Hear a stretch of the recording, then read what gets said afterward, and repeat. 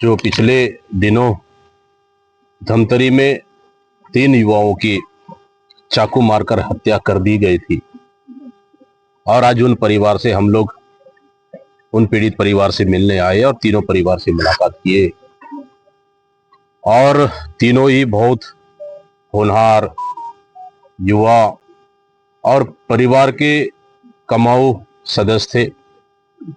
वही परिवार के पालन पोषण करते थे और कहीं न कहीं उनके इस हत्या के बाद परिवार में कोई भी ऐसी सहारा नहीं बचा जो उन बच्चों की पढ़ाई लिखाई कर सके। बच्चे अनाथ हो गए, माँ अनाथ हो गई। जवान बेटा को खोने का तकलीफ उस परिवार आज सह रहा है।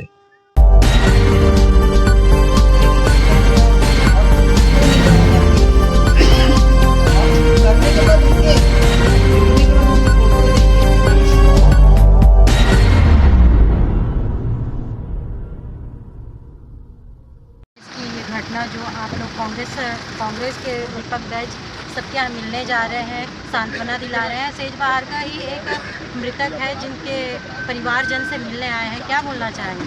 ये बहुत ही दुखद घटना है। 3 नौजवान साथियों की नृशंस हत्या कर दी गई, वो भी धमतरी शहर से 5 किलोमीटर दूर के अंदर।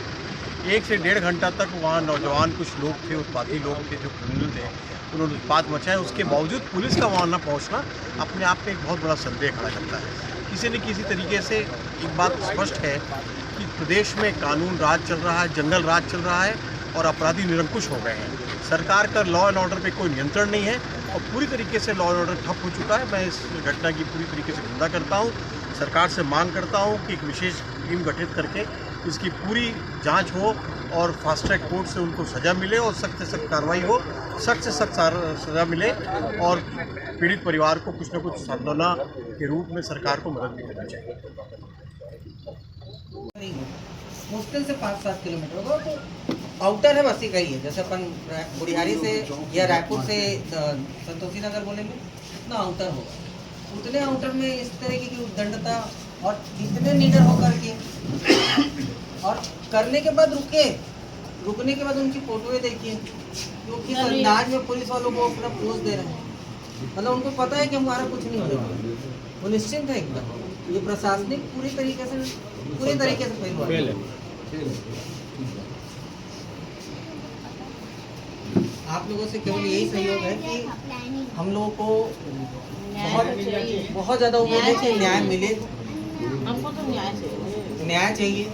और हमारे घर का जो सबसे बड़ा नुकसान हुआ है वो ये है कि आज हमारे आमदनी का जो सबसे बड़ा स्रोत था वो चला गया। तो कम से कम हमको सरकार से कोई ऐसा सुविधा मिल जाए, सहयोग नहीं चाहिए, 1-2 लाख रुपए हमारा जीवन नहीं चला देगा। हम ये चाह रहे हैं कि कम से कम हमारी एक बहन जो पढ़ लिख ली है, अभी MBA कर रही है, फाइनेंस है इसका, MBA का फाइनेंस चल रहा है इसका, उसमें ये अभी पढ़ रही है एजुकेशन लोन से। अब हमारे लिए अभी समस्या ये है कि हम अगले महीने से इसकी फीस कैसे पे करेंगे, घर कैसे चलेगा, यहाँ की EMI कैसे पटाएंगे, कैसे आगे भविष्य इनका चलेगा। मैं ठीक है, मैं चाहता हूँ वो सहयोग करूँगा जितना मेरे से बन सके, लेकिन मेरा भी अपना परिवार मुझे वो देखना है। तो मैं चाह कर भी वो मदद नहीं कर पाऊँगा जो मुझे करना चाहिए। तो मैं चाहूँगा कि आप लोग जिस स्तर पे भी बोलेंगे हम उस स्तर पर सहयोग करेंगे, लेकिन न्याय तो कम से कम हम लोगों को होना चाहिए। हम लोग 2 परिवार से मिल के आए। उन लोग का भी वही कहना था कि हम लोग जो आप लोग बातें कर रहे हैं वो एकदम तकलीफदायक घटना है। हम लोग देखें तो मतलब किसी के साथ ऐसा घटना नहीं होना चाहिए और कैंडिडेट फेलियर है, सरकार की फेलियर है। अब अपराधियों में इतना डर मतलब नहीं है उस पर। 3 चलो अकेला रहने से अलग बात है, 3 लोग एक साथ करते हैं सब हेल्दी लड़के। हाँ, उनको मार दे, फिर हमको कब मार दे? हम पहले भी कोई वहाँ पर उत्पात कर रहे थे, पिछले 1-1.5 घंटे से उत्पात कर रहे थे। तो कोई गाड़ी वालों को मार रहे थे, गाड़ी वाले डंपर वालों को मार रहे थे, वो जिस ढाबे में थे वहाँ झगड़ा कर रहे थे। इतना सब कुछ हो रहा था और सरकार कहाँ थी या प्रशासन कहाँ था, पुलिस का कितना बजे खबर आया आपको? 11 बजे रात की घटना है। आप लोग खबर कब आई? मेरे को सुबह 4 4 बजे बताया गया। साढ़े जब सब लिपापोती हो गई है तब हमारे पास जहाज